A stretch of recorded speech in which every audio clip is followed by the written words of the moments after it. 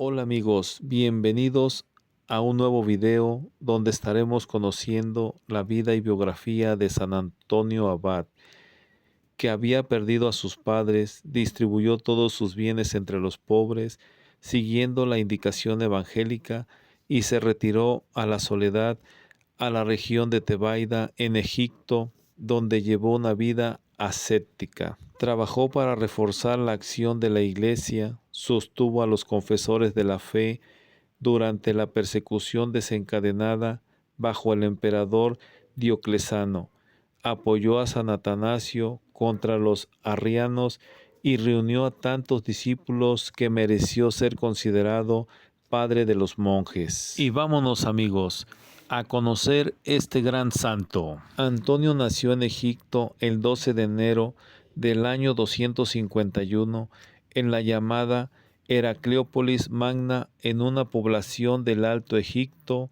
al sur de Memphis. A la muerte de sus padres cuando tenía 20 años, heredó una considerable fortuna y el cuidado de su hermana pequeña. 6 meses después, oyó leer en la iglesia la palabra de Cristo, el joven rico: ve y vende todo lo que tienes y dalo a los pobres, y poseerás un tesoro en el cielo. Antonio volvió a su casa y regaló a sus vecinos lo mejor de sus tierras, y el resto lo vendió y repartió entre los pobres, guardando solo lo estrictamente necesario para él y su hermana. Poco después, oyendo en la iglesia el comentario de las palabras de Cristo: no os preocupéis por el día de mañana, distribuyó lo poco que había guardado y colocó a su hermana en una casa de vírgenes, que era probablemente el primer monasterio femenino del que se conserve memoria.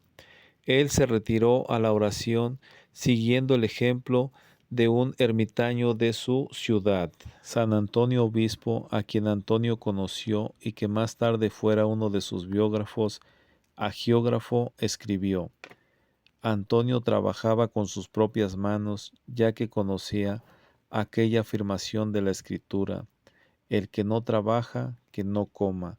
Lo que ganaba con su trabajo lo destinaba parte a su propio sustento, parte a los pobres. El trabajo manual, la oración y la lectura contribuyeron en adelante su principal ocupación. El demonio le asaltó con muchas tentaciones, representándole todo el bien que podía haber hecho si hubiese conservado sus riquezas. San Antonio se opuso a estos ataques con la más severa vigilancia sobre sus sentidos, el ayuno prolongado y la oración. El santo se alimentaba exclusivamente de pan con un poco de sal, y no bebía más que agua. Nunca comía antes de la caída del sol, y en ciertas épocas, solo cada 3 o 4 días, y aun así los que lo conocían decían que siempre parecía vigoroso y se mostraba siempre alegre. En una ocasión el demonio le golpeó tan duramente que un amigo encontró al santo medio muerto. Al volver en sí, exclamó: ¿dónde te has escondido, Señor? ¿Por qué no estabas aquí ayudándome?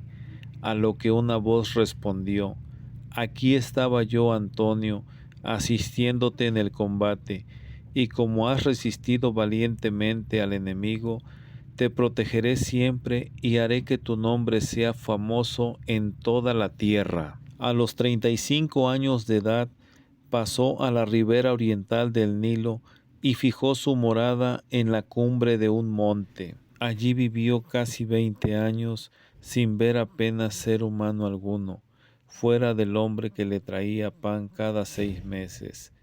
Hacia el año 305, a los 54 años de su edad, abandonó su celda en la montaña y fundó un monasterio en Fallo. Al recrudecerse la persecución de Máximo en el año 311, San Antonio se dirigió a Alejandría para animar a los mártires. Una vez pasada la persecución, volvió a su monasterio y poco después fundó otro llamado Píspir, cerca del Nilo. Sin embargo, vivía generalmente en un monte de difícil acceso, con su discípulo Macario, quien se encargaba de recibir a los visitantes. Si Macario encontraba a estos suficientemente espirituales, San Antonio conversaba con ellos. Si no, Macario les daba algunos consejos y San Antonio solo aparecía para predicarles un corto salmo. El santo tuvo cierta vez una visión en la que toda la tierra se le apareció tan cubierta de serpientes que parecía imposible dar un paso sobre ella. Ante tal espectáculo, el santo exclamó: ¿Quién podrá escapar, Señor? Una voz respondió: la humildad, Antonio. En el año 339, San Antonio tuvo una visión en la que fueron revelados los desastres que iban a causar la persecución arriana en Alejandría 2 años después. A petición de los obispos, hacia el año 355, hizo un viaje a Alejandría para refutar a los arrianos. Allí predicó la unidad del Hijo con el Padre, acusando a los arrianos a confundirse con los paganos que adoran y sirven a la criatura más bien que al Creador. Todo pueblo se reunía para verle y escucharle. Aún los mismos paganos decían: queremos ver al hombre de Dios. Antonio convirtió a muchos de ellos y obró algunos milagros. En la puerta de la ciudad curó a una muchacha poseída de un mal espíritu. San Antonio Abad, junto a San Atanasio, defendió la fe y la doctrina cristiana contra el arrianismo, la peligrosa herejía que negaba la divinidad de Jesucristo, comprometiendo la naturaleza misma de la Santísima Trinidad.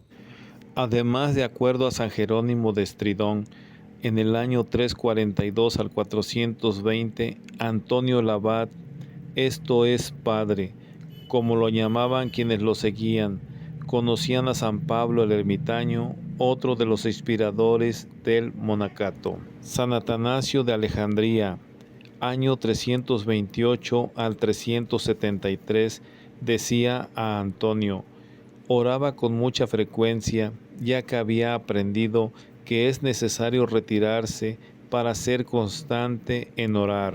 En efecto, ponía tanta atención en la lectura que retenía todo lo que había leído, hasta tal punto que llegó un momento en que su memoria suplía los libros. Todos los habitantes del lugar y todos los hombres honrados cuya compañía frecuentaba, al ver su conducta, lo llamaban amigo de Dios y todos lo amaban como un hijo o como un hermano.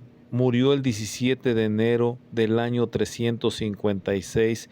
Se le ha otorgado el título de patrono de los animales. Se afirma que Antonio vivió hasta los 105 años y que dio orden de que sus restos reposen a su muerte en una tumba anónima. Sin embargo, alrededor del año 561, sus reliquias fueron llevadas a Alejandría, donde fueron veneradas hasta alrededor del siglo XII, cuando fueron trasladadas a Constantinopla. La Orden de los Caballeros del Hospital de San Antonio, conocidos como hospitalarios, fundada por esas fechas, se puso bajo su devoción. La iconografía lo refleja a ser su emblema. Tras la caída de Constantinopla, las reliquias de Antonio fueron llevadas a la provincia francesa. Fue entonces cuando se estableció la celebración de su fiesta el 17 de enero.